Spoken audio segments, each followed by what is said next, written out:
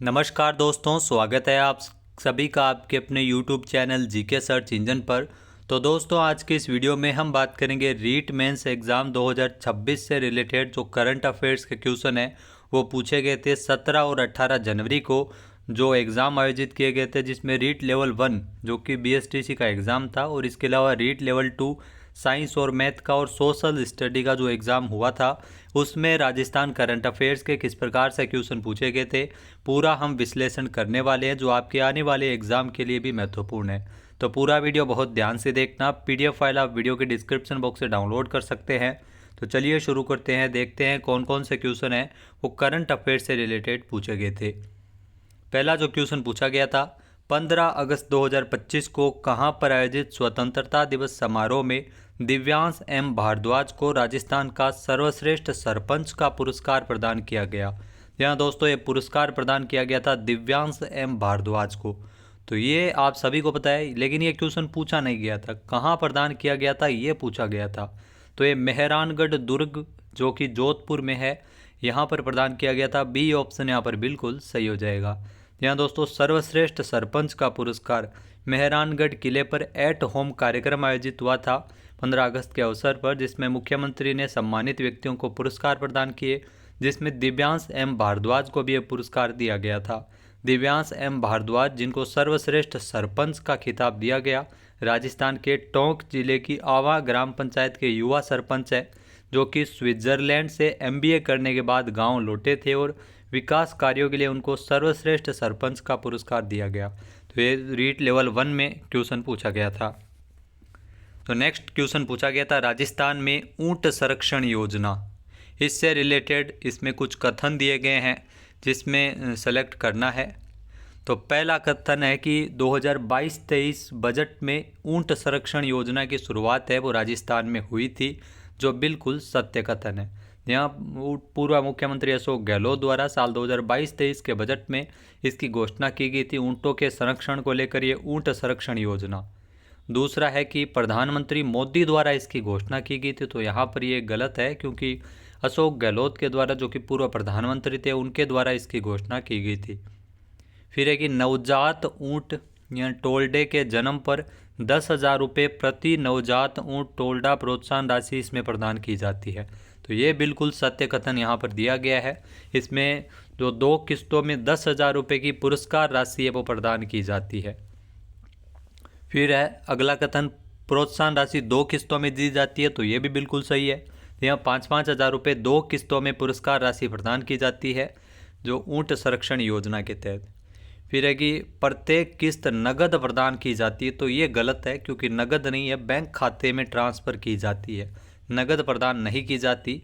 यानी इसमें A, C और D यहाँ पर आप देख सकते हैं B ऑप्शन में दिया गया है। तो B ऑप्शन यहाँ पर बिल्कुल सत्य कथन इसमें दिया गया है। सबसे उपयुक्त विकल्प चयन करना है, तो A, C और D। तो ये भी लेवल 1 में पूछा गया था। फिर है कि पैरालंपिक टोक्यो 2020, जो टोक्यो में पैरालंपिक खेलों का आयोजन किया गया था 2020 में, इसमें राजस्थान के किन खिलाड़ियों ने पदक जीते हैं। तो ये क्वेश्चन डिलीट होने वाला है। डिलीट क्यों होता है आइए देखते हैं क्वेश्चन। तो सुरेंद्र सिंह गुर्जर ऐसा कोई खिलाड़ी नहीं है, सुंदर सिंह गुर्जर ज़रूर है, सुरेंद्र सिंह गुर्जर कोई भी खिलाड़ी नहीं है। तो सुंदर नाम लिखना था लेकिन सुरेंद्र नाम लिख दिया, तो यहाँ पर ये फ़िलहाल गलत है क्योंकि इन्होंने भी पदक जीता था टोक्यो पैरालंपिक में। वहीं अगर बात करें सुंदर सिंह गुर्जर ने कौन सा पदक जीता था, तो इन्होंने ब्रॉन्ज मेडल जीता था। अवनी लेखरा इन्होंने 2 मेडल जीते थे, गोल्ड मेडल भी जीते थे अवनी लेखरा ने, जो पैरा शूटिंग की खिलाड़ी है अवनी लेखरा, तो अवनी लेखरा ने भी पदक जीते थे। देवेंद्र झाझड़िया ने रजत पदक जीता था, यहाँ रजत पदक जीता था, सिल्वर मेडल जीता था। और देवेंद्र झाझड़िया जो भाला फेंक से संबंधित थे। राज्यवर्धन सिंह राठौड़ जो कि मंत्री है, इन्होंने तो पार्टिसिपेट ही नहीं किया था। तो यहाँ पर अगर बात करें तो A, B, C होगा, लेकिन यहाँ पर A चूँकि गलत दिया गया है क्योंकि सुरेंद्र सिंह गुर्जर कोई खिलाड़ी नहीं था, तो ये क्वेश्चन डिलीट हो सकता है। वैसे A, B, C इसका सही आंसर हो जाएगा, लेकिन ये क्वेश्चन डिलीट होगा।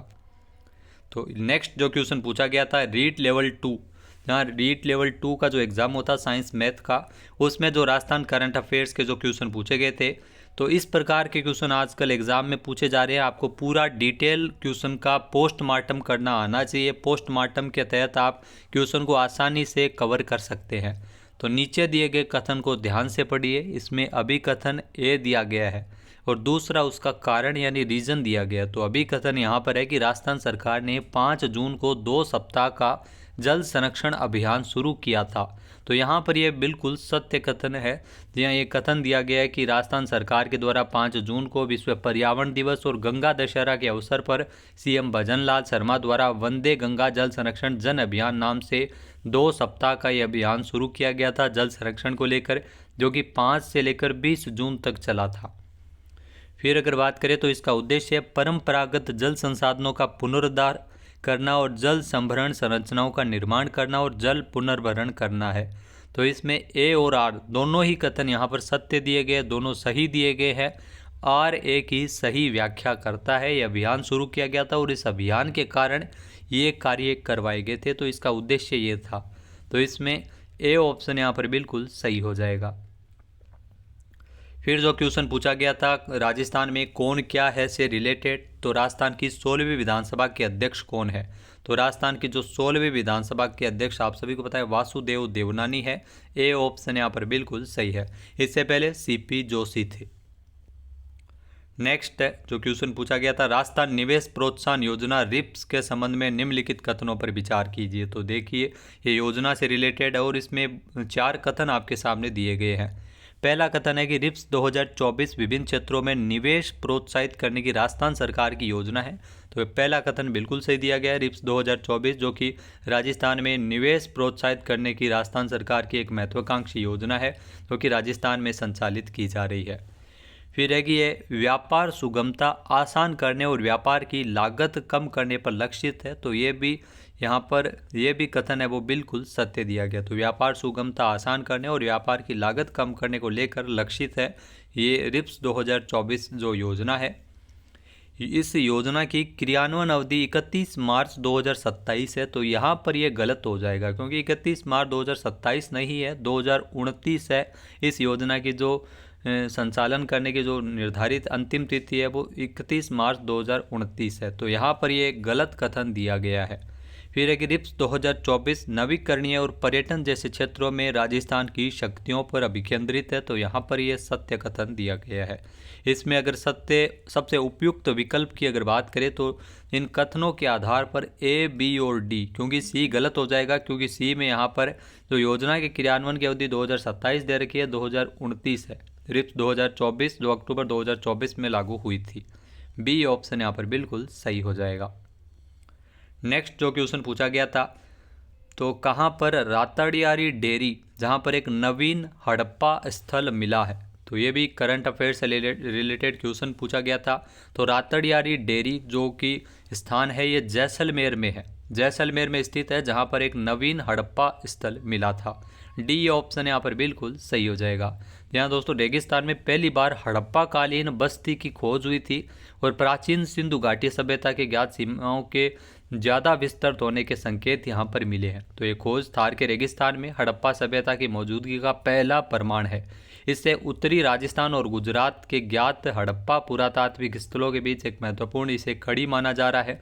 तो रातड़ियारी डेयरी नामक स्थान पर जो कि रामगढ़ तहसील से 60 किलोमीटर दूर है, यहाँ पर यह नया हड़प्पा स्थल मिला है।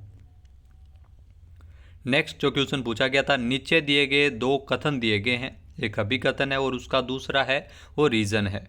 तो यहाँ पर अभिकथन जो आपके सामने दिया गया है कि राजस्थान सरकार ने अरावली रेंज में अरावली हरित विकास परियोजना की शुरुआत की है, जो बिल्कुल सत्य कथन दिया गया है। राजस्थान सरकार के द्वारा बजट में जो अरावली हरित विकास परियोजना की शुरुआत की है और इसके लिए जो 250 करोड़ रुपए का बजट भी निर्धारित किया गया है। तो यहाँ पर ये कथन दिया गया है। फिर है कि इस परियोजना का लक्ष्य क्षरणशील अरावली परितंत्र का पुनः संधारण यानी पुनः बहाली करना, अरावली का संरक्षण करना और पुनः उसको जो विकास करना, पुनरुद्धार करने को लेकर ये योजना जो परियोजना है वो शुरू की गई है। तो अभिकथन का कारण भी बिल्कुल सही है। ए और आर दोनों ही कथन सही है। आर ए की सही व्याख्या करता है। ए ऑप्शन यहाँ पर बिल्कुल सही हो जाएगा। ये अरावली ग्रीन वॉल परियोजना का हिस्सा है जिसका लक्ष्य पूरे अरावली क्षेत्र का पुनरुद्धार करना है। नेक्स्ट जो क्वेश्चन पूछा गया था, अश्विनी बिश्नोई ने कहाँ पर अंडर 17 विश्व कुश्ती चैंपियनशिप में स्वर्ण पदक जीता है।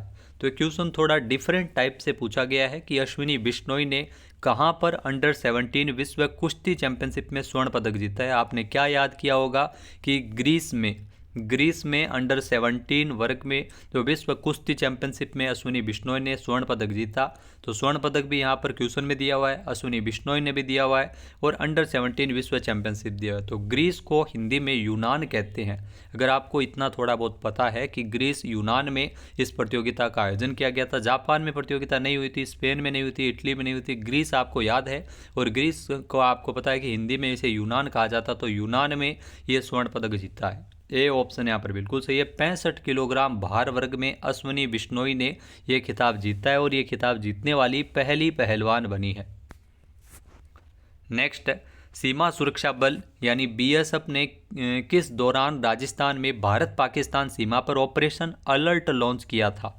तो ऑपरेशन अलर्ट ये एक होता है ऑपरेशन सर्द हवा जो कि 26 जनवरी के आसपास चलाया जाता है, एक होता है ऑपरेशन अलर्ट जो कि 15 अगस्त के आसपास चलाया जाता है। तो डेफिनेटली आपको 15 अगस्त कब चला गया ऑपरेशन अलर्ट ये भी याद नहीं है, तो जुलाई मई ये बाकी क्रॉस हो गए, तो यहाँ पर अगस्त बच गया। ये ऑपरेशन अलर्ट 11 से लेकर 17 अगस्त तक चलाया गया था। 15 अगस्त को लेकर जो घुसपैठ को रोकने और सुरक्षा तंत्र को मजबूत करने के लिए चलाया गया था, जिसमें सुरक्षा और निगरानी बढ़ाई गई थी। बी ऑप्शन यहाँ पर बिल्कुल सही हो जाएगा।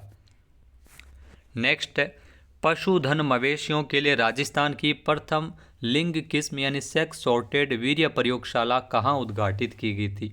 यहाँ दोस्तों राजस्थान की जो पहली सेक्स सॉर्टेड सीमन लैब जिसका उद्घाटन किया गया था जयपुर में।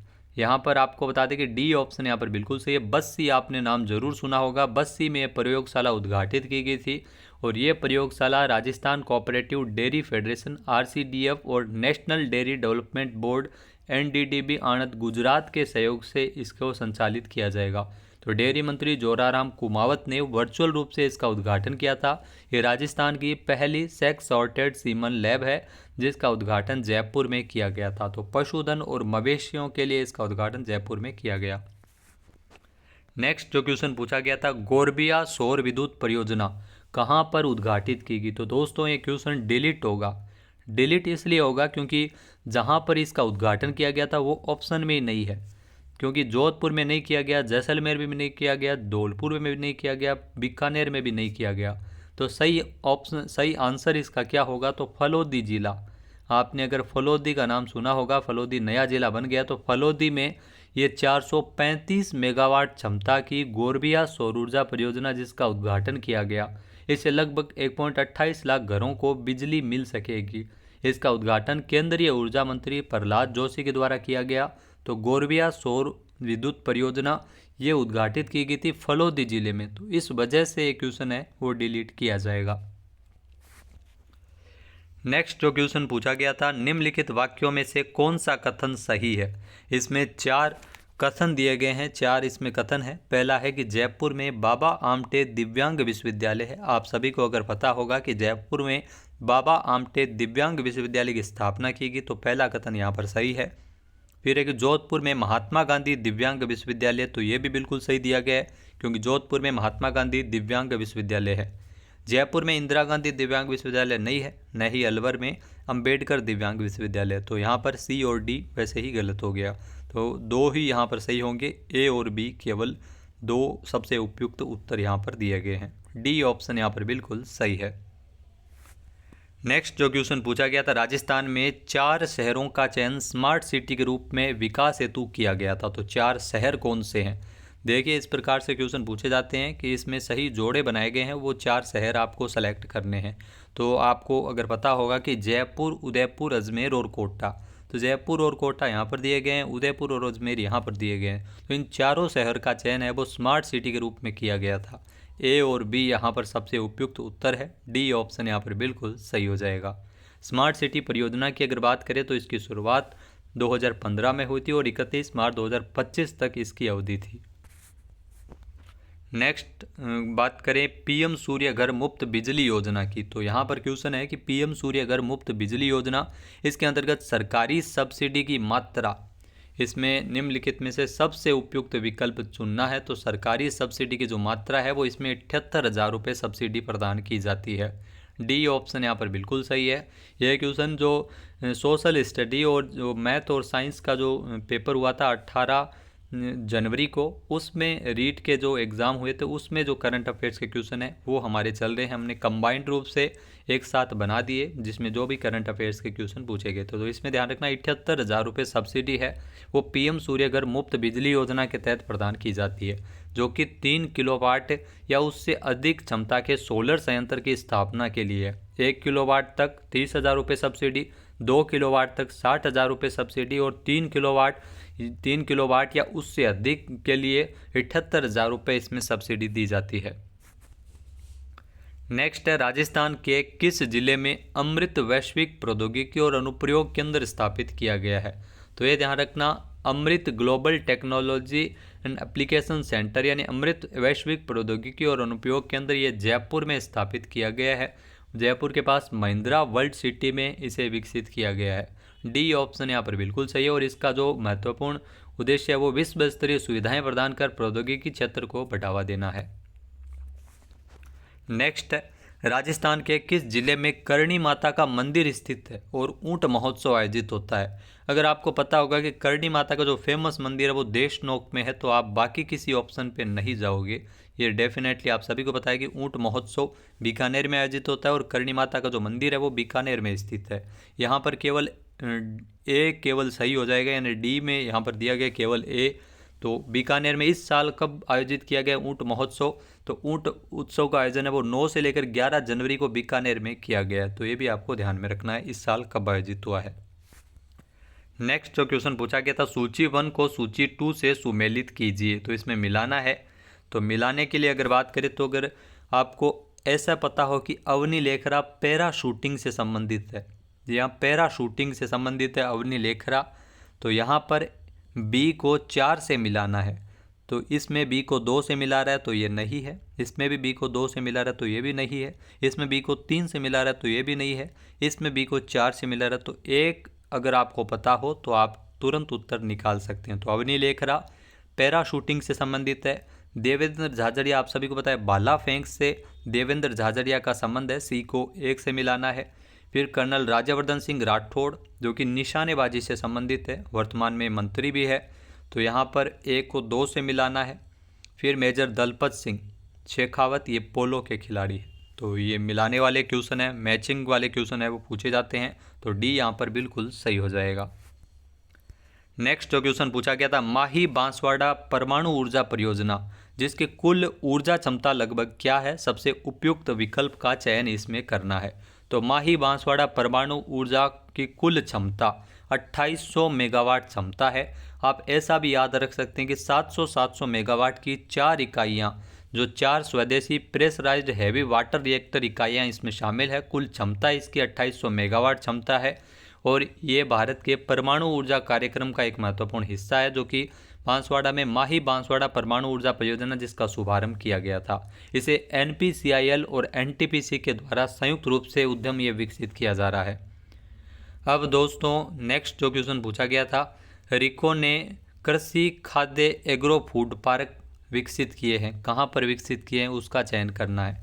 बोरानाडा आप सभी को पता है जोधपुर में, कोटा में, अलवर में, कनकनी यहाँ पर कहीं पर भी नहीं है। तो यहाँ पर ए, बी और डी बिल्कुल सही हो जाएगा। बी ऑप्शन यहाँ पर बिल्कुल सही है। फिर दोस्तों ये जो क्वेश्चन है वो पूछे गए थे राजस्थान का, मैंने अभी भी बताया कि sex sorted semen lab Jaipur के बस्सी में।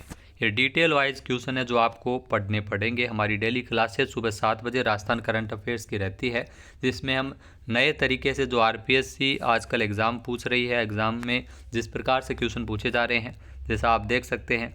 नवीकरणीय ऊर्जा मंत्री प्रहलाद जोशी 435 मेगावाट क्षमता और ये सोलर पार्क फलोदी जिले में जो शुभारंभ किया गया था।